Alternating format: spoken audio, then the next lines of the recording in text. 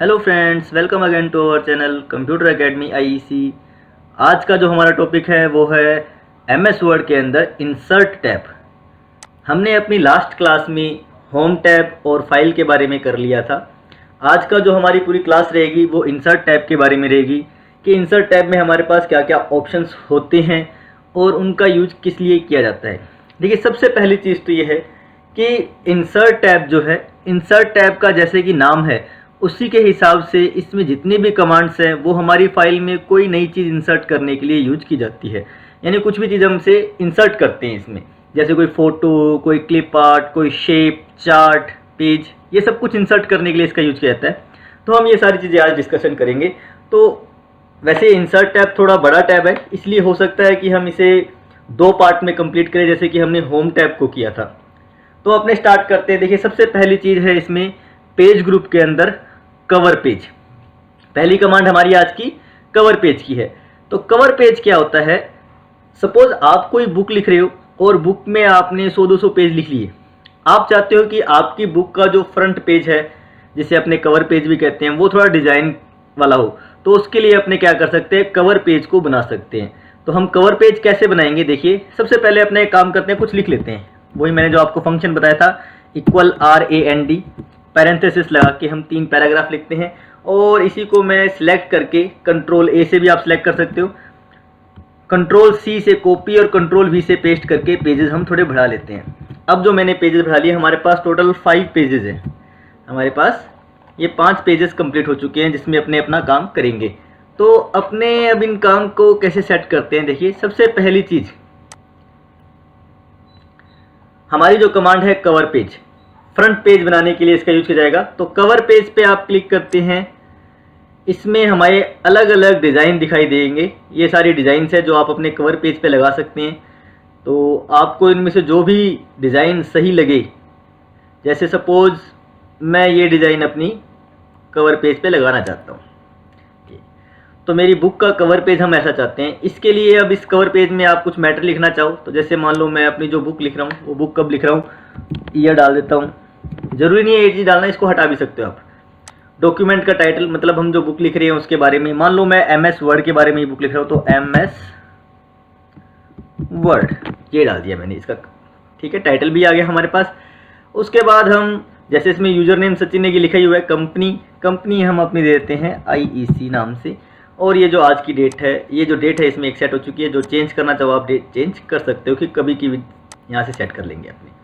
ठीक है, तो ये अपने यहाँ से सेट कर देंगे। तो ये सारी चीज़ें हमने अपने कवर पेज के लिए डिज़ाइन कर ली और ये हमारा कवर पेज तैयार हो गया। अब देखिए, मेरे पास टोटल पेज हो गए 6। पहले हमारे 5 पेजेस थे। जो हमारा फर्स्ट पेज है वो कवर पेज के लिए सेट हो गया। बाकी सारे पेजेस आपके हो गए मैटर के। तो अब आपके पास टोटल 6 पेज है। तो ये हमारी पहली कमांड थी कवर पेज बनाने के लिए। क्लियर? हमारी नेक्स्ट कमांड है ब्लैंक पेज। देखिए, ब्लैंक पेज क्या होता है? जहां पर भी आपका कर्सर होगा वहां पर एक नया खाली पेज इंसर्ट हो जाएगा।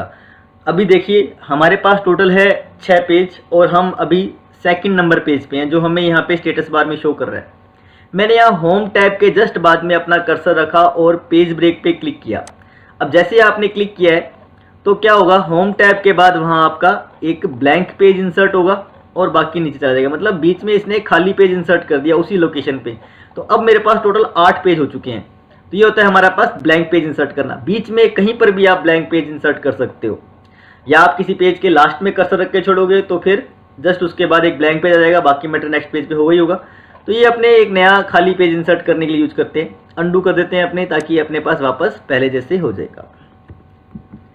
ये हमने अंडू कर दिया और हमारे पास वापस पहले जैसे कमांड आ गई। अब अपने नेक्स्ट है पेज ब्रेक। ये सिंपल सा है, जहाँ पे भी आप कर्सर रखोगे, क्लिक ये रखा कर्सर हमने और हम यहाँ करते हैं पेज ब्रेक पे क्लिक। तो जैसे अपने पेज ब्रेक पर क्लिक करेंगे, ये देखिए आपका वहाँ से पेज चेंज हो गया। उसके बाद वाला नेक्स्ट पेज पे आएगा। तो पेज ब्रेक और ब्लैंक पेज में एक छोटा सा अंतर ये होता है कि पेज ब्रेक में जहाँ कर्सर होता है वहीं से पेज चेंज हो जाता है, जबकि ब्लैंक पेज में एक खाली पेज बीच में इंसर्ट होता है। अंडू करके अपने वापस पहले जैसा कर देते हैं। देखिए, पेज ब्रेक करने के लिए हमारे पास Ctrl+Enter कमांड भी होती है। Ctrl+Enter करके आप क्या कर सकते हो, पेज ब्रेक कर सकते हो। शॉर्टकट की है Ctrl+Enter। चलिए, अब नेक्स्ट जो हमारी कमांड है वो सबसे इंपॉर्टेंट कमांड है इसमें, बहुत ज़्यादा यूज किया जाता है इसका, वो है टेबल। अगर मुझे MS वर्ड में कोई टेबल फॉर्मेट में काम करना है, टेबलर फॉर्मेट में काम करने के लिए बेसिकली हमारे पास MS एक्सेल होता है, लेकिन वर्ड में भी हमें थोड़ी बहुत कमांड्स दी गई हैं जिसकी हेल्प से हम क्या कर सकते हैं, टेबल्स बना सकते हैं। तो चलिए अपने टेबल बनाते हैं। देखिए जैसे आप टेबल पे क्लिक करोगे आपके पास रो और कॉलम के लिए ऑप्शन आ जाएगा। सब पहली चीज़ तो आपको कितने कॉलम चाहिए, 1 2 3 4, ये कॉलम हो गए, जितने भी मैंने 4 कॉलम रखे, और रो कितनी चाहिए आप यहाँ सेट कर सकते हो। मान लो मुझे ये मैंने इतनी रो रख दी, ये मेरी एक बेसिक सी सिंपल सी टेबल बन गई। मैं इस टेबल के अंदर कुछ मैटर लिख लेता हूँ पहले। जैसे मान लो मैंने नेम M1 M2 और M3 3 सब्जेक्ट के मार्क्स डाल दिए। नेम डाल दिया मान लो मैंने A। अब इसके मार्क्स, ये हमने एक टेबल तैयार करनी है पूरी, और इस टेबल के अंदर ही हमारा सारा वर्किंग होगा। फिलहाल हमने ये टेबल तैयार कर ली। ये आपकी टेबल तैयार हो चुकी है। जैसे हमने एक टेबल इंसर्ट की, उसके बाद हमारे पास क्या है कि 2 नए टैब आ चुके हैं, एक डिज़ाइन और एक लेआउट। अब हम इनके बारे में भी करेंगे थोड़ा बहुत। जैसे आपने ये टेबल जो इंसर्ट की है, इसके जो डिज़ाइन टैब है, इसमें देखो अलग अलग डिज़ाइन दिए हुए हैं। आपको अपनी टेबल को जैसा डिज़ाइन देना है आप वैसा सेट कर सकते हो। इसके बाद इसमें यहाँ पे कुछ टेबल स्टाइल ऑप्शंस है, जिसमें हेडिंग रो, जैसे हेडिंग रो जो है सबसे ऊपर वाली जो रो है उसको स्पेशल डिज़ाइन दे रखा हो तो वो हटा देगा। टोटल रो, लास्ट रो में कुछ स्पेशल डिज़ाइन लगाने के लिए देखो ऑन ऑफ करने पे इस पर इफेक्ट पड़ता है। बैंड रो में क्या होता है, बैंडेड्स रो में हमारी एक रो के बाद एक रो में कलर फिल है और एक ब्लैंक छोड़ देगा ये। और इस तरीके से बैंडेड कॉलम करेंगे तो एक कॉलम में कलर और दूसरा खाली छोड़ेगा। जैसे मैं इसको ऑफ करके आपको शो करता हूँ, ये देखिए। तो ये थोड़ा डिज़ाइन देने के लिए है। लास्ट कॉलम को थोड़ा डिज़ाइन देना है, फर्स्ट कॉलम का डिज़ाइन हटाना है या रखना है। तो ये सारे के सारे ऑप्शन हमारे पास क्या है, पूरी टेबल की सेटिंग करने के लिए यूज किए जाते हैं। जो आप रखना चाहते हो वो रखिए, जो नहीं रखना वो आप उसको हटा दीजिए। तो नॉर्मल सा आपकी टेबल पे डिजाइनिंग होगी। ये हमारे पास बहुत सारी डिजाइनिंग की हुई टेबल पड़ी है, आप इनके हिसाब से अपनी टेबल को डिजाइन करके सेट करके रख सकते हैं। ये टेबल्स हैं। इसके बाद हमारे पास है शेडिंग, मतलब बैकग्राउंड। अब जहाँ मेरा कर्सर है सिर्फ उसी सेल के बैकग्राउंड को ये चेंज कर देगा। पूरी टेबल को सिलेक्ट यहाँ से क्लिक कर सकते हैं हमने, ये देखो इस पॉइंट पे क्लिक करेंगे तो पूरी टेबल सिलेक्ट हो जाएगी। एंड आप पूरी टेबल का भी कलर दे सकते हो। बॉर्डर, टेबल के चारों तरफ पूरा बॉर्डर लगाना हो अगर आपने तो ये देखिए डार्क बॉर्डर हो गया, या कहीं से बॉर्डर हटाना है तो आप यहाँ से सेट कर सकते हो उसे। इसके बाद इसके अंदर है लाइनिंग, ठीक है। लाइनिंग और ये ऑप्शंस जो हैं ये सारी की सारी टेबल को ड्रा करने के लिए हैं।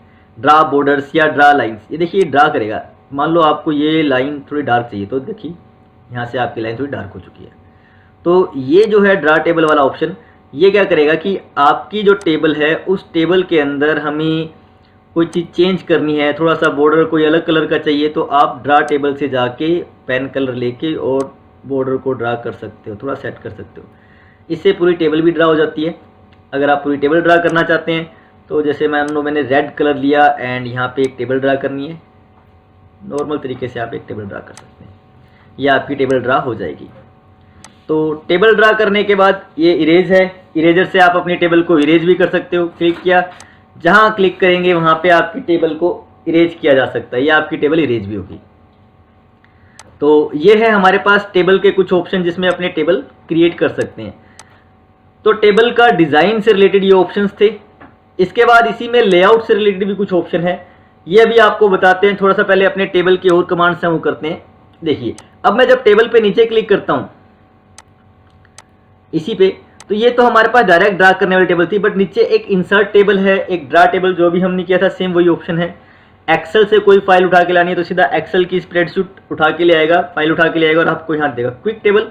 ये बनी बनाई टेबल्स पड़ी हैं, आपको डायरेक्ट कुछ करने की जरूरत नहीं पड़ेगी और सीधी टेबल बनी बनाई आपके पास आ जाएगी। देखिए तो ये कुछ टेबल्स हैं, डिजाइन जो टेम्पलेट्स कह सकते हो आप, वो आपको मिल जाएंगे।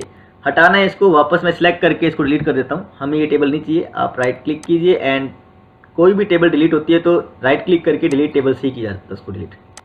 ये चीज़ ध्यान रखिएगा, डिलीट बटन से टेबल डिलीट नहीं होती, केवल उसका डाटा डिलीट होता है। टेबल को डिलीट करना है तो डिलीट कमांड से डिलीट किया जाता है।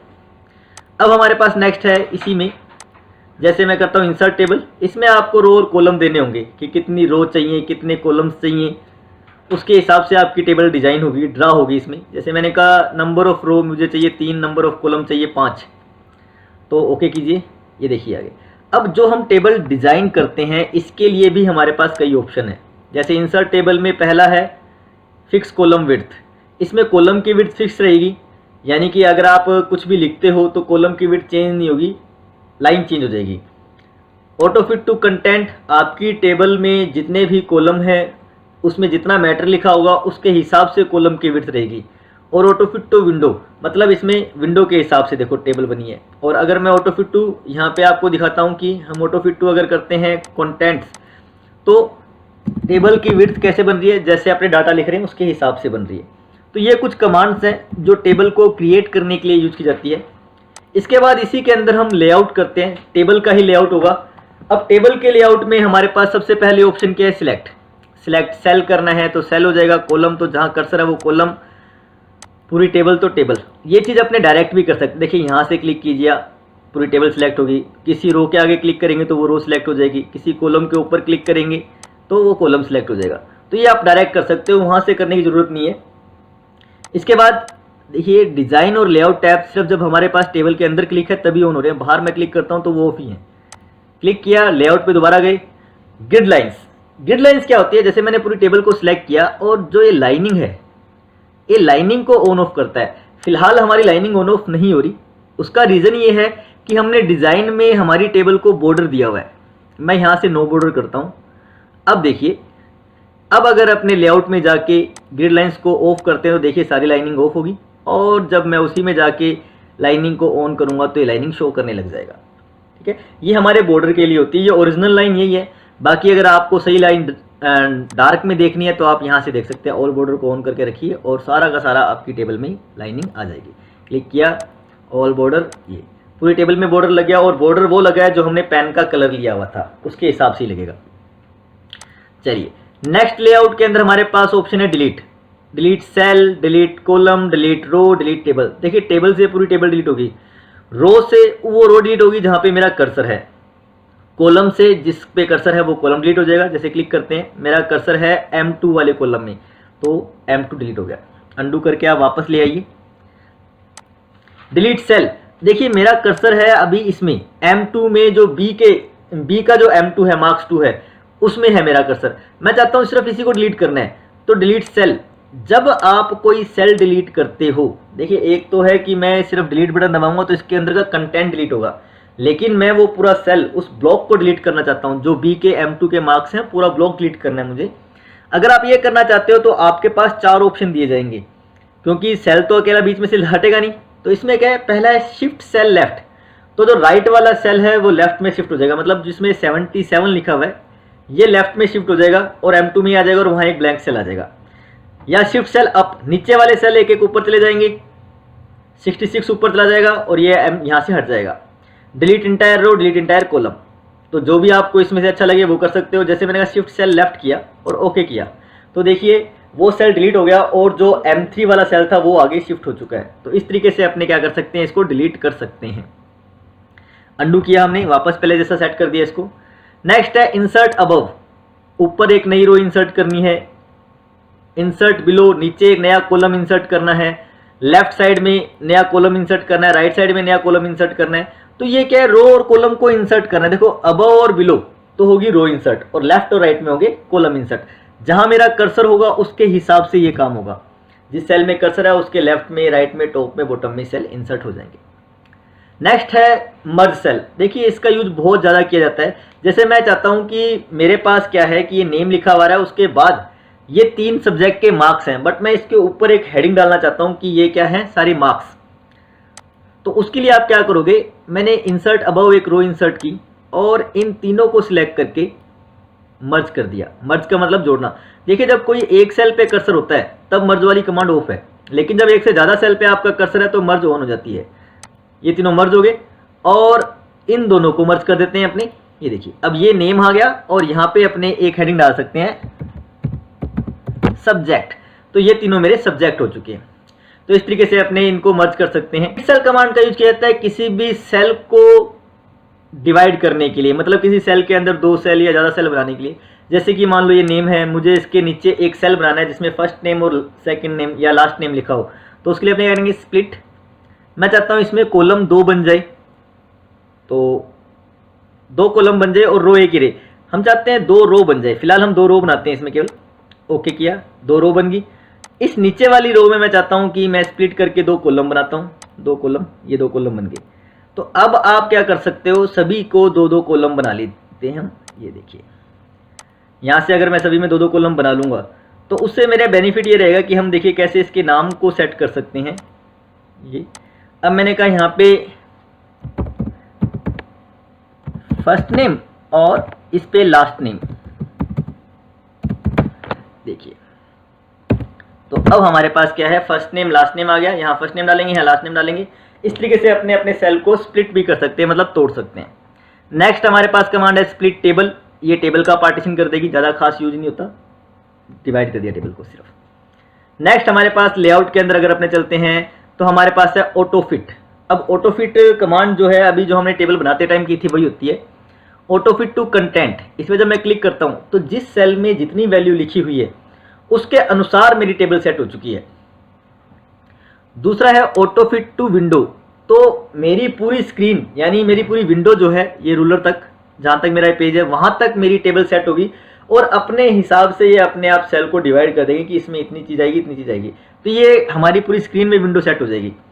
और नेक्स्ट अब देखिए इसके अंदर अपने एक काम है, जैसे मेरा M1 है, M1 के आगे मैं कुछ और लिखता हूँ ना तो उस कॉलम की विड्थ है इंक्रीज हो जाती है।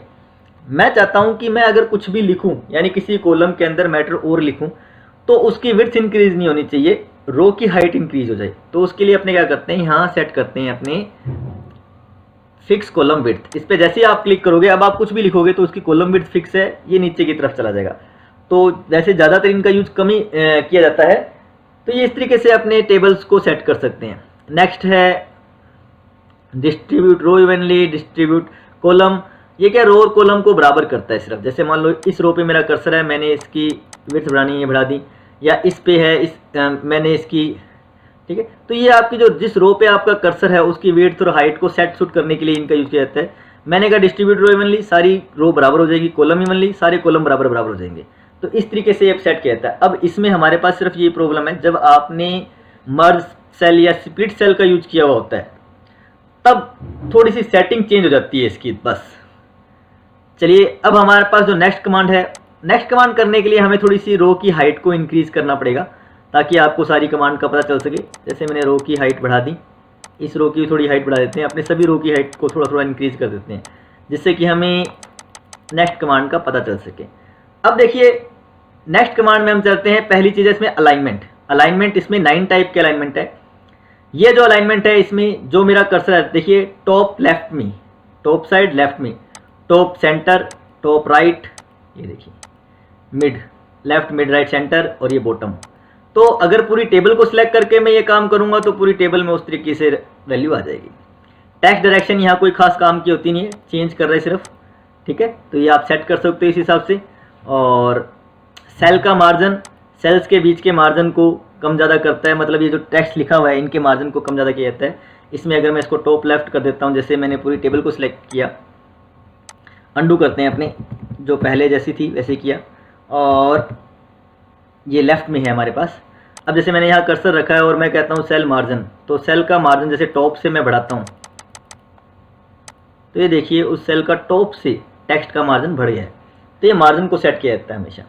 सॉर्टिंग, इस फील्ड के अकॉर्डिंग मुझे सॉर्टिंग करनी है, तो कॉलम 1 के हिसाब से मुझे सॉर्टिंग करनी है। मैंने कहा अभी टेक्स्ट की सॉर्टिंग हो जाए। अब देखिए इसके लिए क्या होता है, सॉर्टिंग करने के लिए भी हमारे पास एक कंडीशन होती है कि हमारे जो मैटर है वो सही लिखा होना चाहिए। तो इसके लिए मैं एक काम करता हूँ, जो ऊपर वाली रो से डिलीट कर देता हूँ ये। अब मेरे पास टेबल एकदम सही है। अब हम इसमें सॉर्टिंग करते हैं। शॉर्ट, तो फर्स्ट नेम के हिसाब से करनी है सॉर्टिंग। सॉर्टिंग का मतलब है असेंडिंग या डिसेंडिंग ऑर्डर में टेबल को अरेंज करना। मैंने कहा अभी लास्ट नेम के हिसाब से, खाली लास्ट नेम, तो मैं चाहता हूँ कि फर्स्ट नेम के हिसाब से मेरी टेबल डिसेंडिंग ऑर्डर में अरेंज हो जाए। ओके, तो फर्स्ट नेम के हिसाब से हमारी जो टेबल है डिसेंडिंग ऑर्डर में अरेंज हो गई है। अगर सपोज किसी का नाम एक जैसा, जैसे मान लो 2 का नाम मैं अपने कर देते हैं, इसका भी डी कर दिया और मैंने इसका डी कर दिया, 2 टेबल्स में नाम एक जैसे हैं, और तब आप क्या चाहते हो, कौन सा ऊपर आए और कौन सा नीचे आए। देखिए 2 टेबल के अंदर मेरे पास फर्स्ट नेम सेम है, तो उसके कंडीशन में हमारे पास एक ऑप्शन होता है सॉर्ट के अंदर, ये देन बाय। सॉर्टिंग होगी नेम के अनुसार, लेकिन अगर नेम एक जैसे होते हैं, मैंने कहा असेंडिंग ऑर्डर में हो, और अगर नेम एक जैसे हैं तो वो चेक करे उसके M1 के नंबर। जिसके M1 के नंबर कम होंगे, असेंडिंग का मतलब कम होंगे वो ऊपर आएगा, डिसेंडिंग मतलब ज़्यादा होंगे वो ऊपर आएगा। और अगर सपोज फर्स्ट नेम और M1 दोनों ही मेरे पास क्या हो जाए, सेम आ जाए, तो आप देन बाई करके तीसरा फील्ड भी दे सकते हैं। मैं फिलहाल ओके करता हूँ। देखिए ABCD हो गया, दोनों D में से पहला D कौन सा ऊपर आया, जिसके M1 के नंबर कम थे। तो इस तरीके से अपने ये सेट कर सकते हैं। नेक्स्ट ऑप्शन है इसमें repeat header row. Repeat header row क्या होती है, देखिए जब भी अपने काम कर रहे हैं टेबल के अंदर, सपोज मैं काम कर रहा हूँ और मैं नेक्स्ट यहाँ आ गया, नेक्स्ट पेज पे आ गया करते करते, मैं चाहता हूँ मैं नेक्स्ट पेज में जब भी आऊँ तो मेरी हेडर रो अपने आप ही यहाँ आ जानी चाहिए। तो उसके लिए हम क्या करेंगे, रिपीट हेडर रो का यूज करेंगे। और वो कैसे किया जाएगा, रिपीट हेडर रो को मैंने सिलेक्ट किया। इसके लिए सबसे पहला काम है हेडर रो को सिलेक्ट करना पड़ेगा आपको। हेडर रो हमारी सिलेक्ट है और इसके बाद आप रिपीट हेडर रो पे बस क्लिक कर दीजिए एंड देन आप जो भी काम करोगे वो आपका, देखिए हेडर रो अपने आप आ गई। तो ये हमारे पास हेडर रो के ऑप्शंस होते हैं। इसके बाद हमारे पास नेक्स्ट जो कमांड है वो है कन्वर्ट टू टेक्स्ट। टेबल है, इसको टेक्स्ट में कन्वर्ट करेंगे बीच में कोमा लगा के। ओके, ये देखिए वापस आप इसको कन्वर्ट कर सकते हो। ठीक है, तो वापस कन्वर्ट करने के लिए आगे कमांड आएगी, फिलहाल अपने अंडू करके कन्वर्ट करते हैं इसे। तो ये हमारे पास नेक्स्ट है इसमें फॉर्मूला। इसमें फॉर्मूले बहुत लगते हैं, लेकिन मैक्सिमम इसमें फॉर्मूले जो लगाए जाते हैं वो सम के, काउंटिंग के लगते हैं, जो कि डायरेक्शन के हिसाब से लगाए जाते हैं। जैसे मैंने फॉर्मूले पे क्लिक किया, सम अबव लिखा हुआ आ गया, मेरा लास्ट में कर्सर तो सम अबव लिखा हुआ है, ऊपर वाले तीनों चारों का सम कर दिया। अगर मैंने कर्सर यहाँ रखा होता, मान लो मैंने कर्सर यहाँ रखा हुआ है सबसे ऊपर इधर, और मैं यहाँ फॉर्मूले पे जाता हूँ तो लिखा हुआ है इक्वल, हम करते हैं सम राइट, तो राइट साइड के जो नंबर्स हैं उनका सम करके हमें दे देगा। राइट साइड 2 थे, इन दोनों का सम करके दे दिया। तो इस तरीके से आपको इसमें सम करना है, काउंट करना है, उनको डायरेक्शन देना होगी कि किस डायरेक्शन के लिए आपको ये सारा काम करना है। तो ये कमांड्स इस तरीके से हमारी टेबल, सिर्फ टेबल कमांड की है हमने आज। ये टेबल कमांड MS वर्ड में किसी टेबल को क्रिएट करने के लिए यूज की जाती है, उसको मेंटेन करके रखती है, उसमें अलग अलग प्रकार के फंक्शंस परफॉर्म कर सकते हैं हम। इंसर्ट जो है हमारा टैब, ये बहुत बड़ा टैब है, इसके अंदर हमारे पास बहुत सारी, हर कमांड के अलग सब ऑप्शन आएंगे। जैसे टेबल के लिए हमारे पास 2 अलग टैब आ चुके हैं, इसी तरीके से पिक्चर के लिए अलग टैब भी आते हैं, क्लिप आर्ट के लिए अलग टैब आते हैं। तो फिलहाल हम आज की क्लास में सिर्फ टेबल तक करेंगे, आगे की क्लास में हम बाकी सारे ऑप्शंस का यूज करेंगे और जिसके अंदर हम उसको डिटेल में सीखेंगे। तो आज की क्लास के लिए थैंक यू। अगर आपकी कोई प्रॉब्लम है, कोई चीज़ आपको समझ में नहीं आई है, तो आप नीचे कमेंट बॉक्स पे लिख के बता सकते हैं, हम उस प्रॉब्लम का सॉल्यूशन करेंगे। धन्यवाद।